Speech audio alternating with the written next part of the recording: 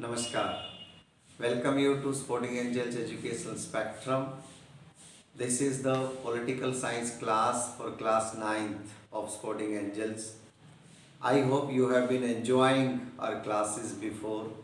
We have taken up electoral politics and this is part 4 in that series. We have already covered up the Haryana example. We started this chapter with the Haryana example. We talked about Chaudhary Devilal in that. Then, of course, we talked about the requirements for a democratic election. Then, we talked about the different terms and definitions. Today, in this video, we shall be talking about the procedure of the election, right? Then, apart from the election procedure, we shall also be talking about the role of the election commission, and then, of course, we will talk about how powerful the Election Commission of India is. See, when we talk about the procedure, do you know from the date of, there are things which are to be done before the date is announced. Can you tell me what are the things to be completed before the date is announced? See, before the date is announced, the constituencies are to be demarcated, right? And then you know some of the constituencies are reserved. Why this reservation is required? For the simple reason, to give a chance to the weaker sections of the society. See, the SCs, the STs, the women, right? Of course, when we talk about the SC and ST, we have their representation. If we talk about Lok Sabha, 84 seats are reserved for SC. for scheduled caste, and 47 seats are reserved for ST, right? Apart from that, there has been a talk going on for reserving at least 1/3 seats for the women, which has not been done yet. But seats for women, 1/3 seats for the women in local bodies have already been reserved. As far as assembly and the Lok Sabha, it is still pending, right? See, the areas divided, we have already talked about it. The areas divided for Lok Sabha, for the representation, those are known as constituencies, and the areas for local bodies are known as wards. Okay, the local bodies are divided into wards, whereas an assembly or Lok Sabha is divided into, see, Lok Sabha or assembly is divided into constituency and local bodies are divided into wards, right? Now, from the date of announcement, before the date, the things to be completed are demarcation of constituencies, okay? Then identifying which are to be reserved, which constituencies are not to be reserved, those are the things. They keep on changing the reserved constituencies, right?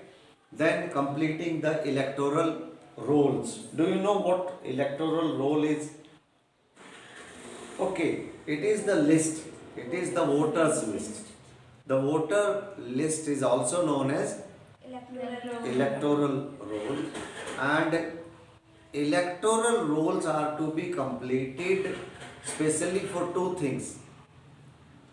The names of the people who have died since the last election are to be deleted, and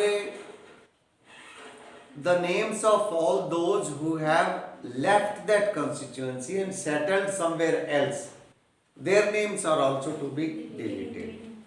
Then new names are to be added for all those who have completed 18 years of age, and new names for all those who have come in and settled in that constituency. See, take my case.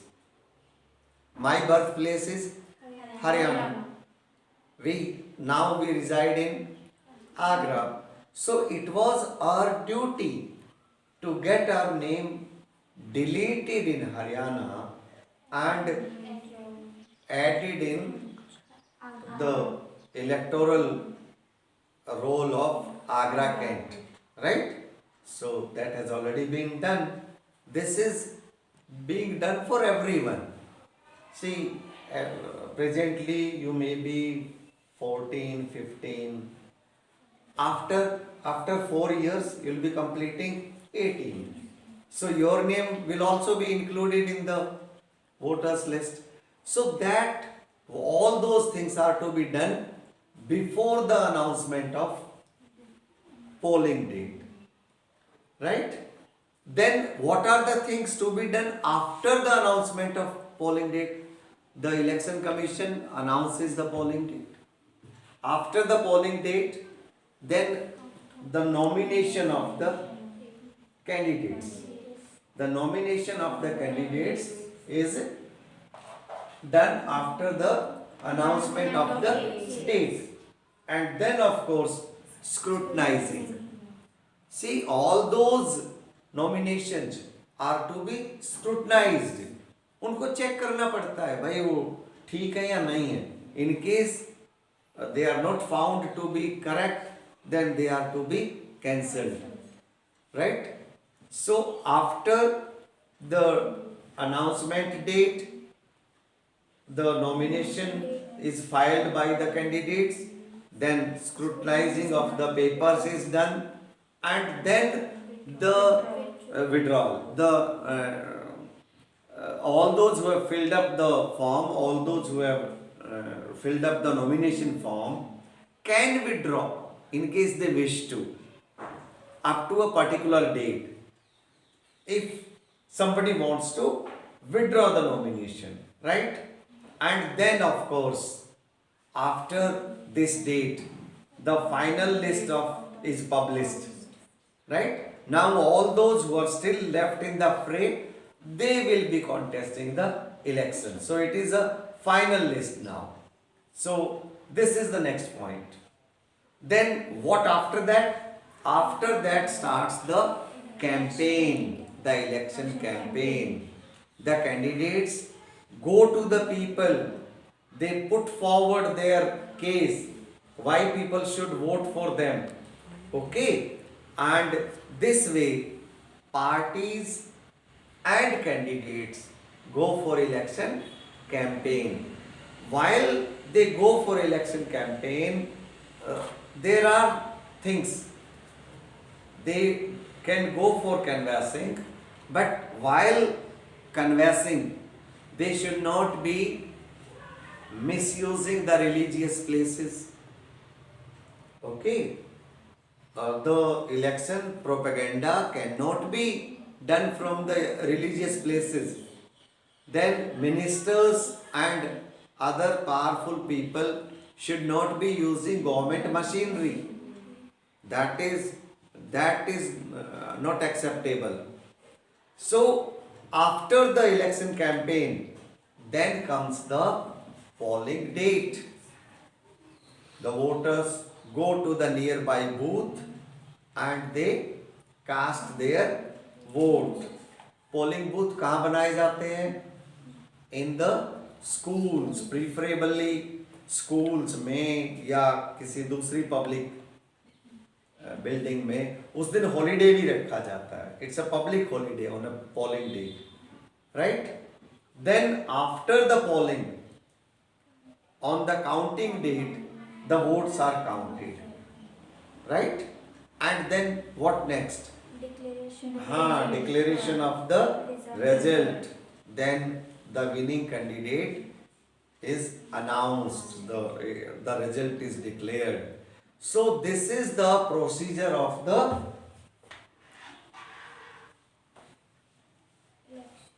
election after the announcement of the date, right? Date के announcement से पहले क्या क्या करना होता है वो भी हमने बात करी, ठीक है? डिमार्केशन ऑफ द कॉन्स्टिट्यूएंसीज, है ना, कंप्लीटिंग द वोटर्स लिस्ट और इलेक्टोरल रोल उसे कहिए, वो काम पहले हो जाते हैं। और फिर after the announcement of the date ये सारे काम होते हैं, राइट? अब एक सवाल बहुत बार पूछा जाता है और वो सवाल ये है, role of the election commission. क्या हमारा जो इलेक्शन कमीशन है उसका क्या रोल है इलेक्शंस में?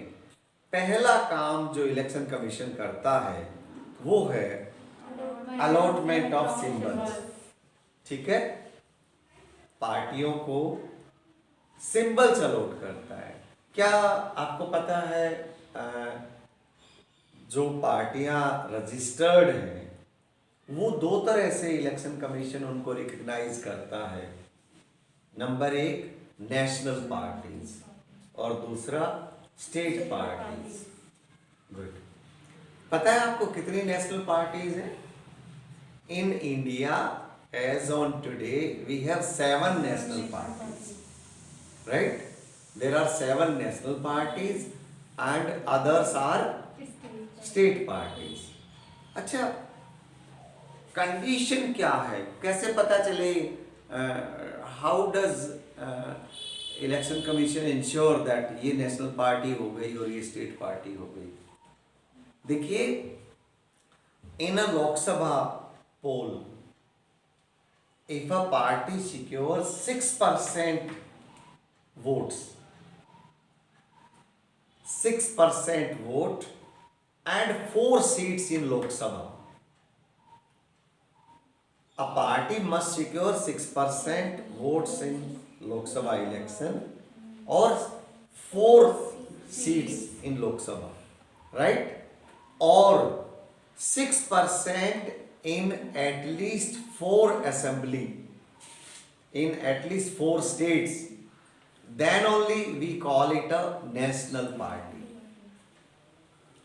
Otherwise, if a party secures 6% votes in one state elections, in one Vidhan Sabha, or 2 MLAs, 2 seats, then we call it a state party. Okay, वैसे तो there are more than 870 parties registered with election commission, but all not have been given the status of national or state party. To be a national party or a state party, to be recognized as that, they must fulfill these conditions. Let's come back to the original question. So, the roles of the election commission. Number 1, the election commission allots the symbols for the party. Number 2, it prepares the electoral rolls. Number 3, it delimitates, okay, the delimitation of the constituencies is done by the election commission. And then fixing of the election date, no government can tell them, it is the duty of the election commission. And then of course, when we talk about the scrutiny of the papers, it is to be done by the election commission. And then checking undue interference of the party in power. See, the party in power may have undue interference in the elections, so that is to be checked by the election commission. And of course, the election commission does it beautifully. So these are the roles, these are the duties of the election commission. And in the last part of this video, we shall be doing, do you think election commission is quite powerful? Okay, पहले आप मुझे ये बताइए, आप जब हम class में पढ़ा रहे होते हैं तो हाउ डू यू से कि सर पावरफुल है? बताओ। नहीं, इलेक्शन कमीशन की बात ही छोड़ दीजिए, हम क्लास में पढ़ा रहे हैं और बच्चों ने कहा नहीं सर पावरफुल है। दो तीन बातें होती होंगी। एक तो जब सर बोल रहे हो तो सारे बच्चे सुनते होंगे ध्यान से, डिसिप्लिन रहता होगा क्लास में, तो फिर बच्चे बोलते हैं हाँ सर पावरफुल, सर की क्लास पावरफुल है। और अगर हंगामा होने लगे तो क्या बोलोगे? सर तो वीक है, कमजोर है सर, अपनी क्लास भी नहीं संभाल पाते। यही तो बात हुई। तो इलेक्शन कमीशन को ये कहने के लिए कि इलेक्शन कमीशन इज पावरफुल, क्या होना होगा? उसे सबसे पहली बात इंडिपेंडेंट होना होगा, उसके ऊपर किसी का प्रेशर नहीं हो सकता। See, election commission is appointed by the president of India, but after the appointment it is free.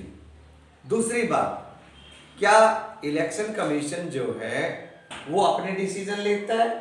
Yes, it takes its own decisions.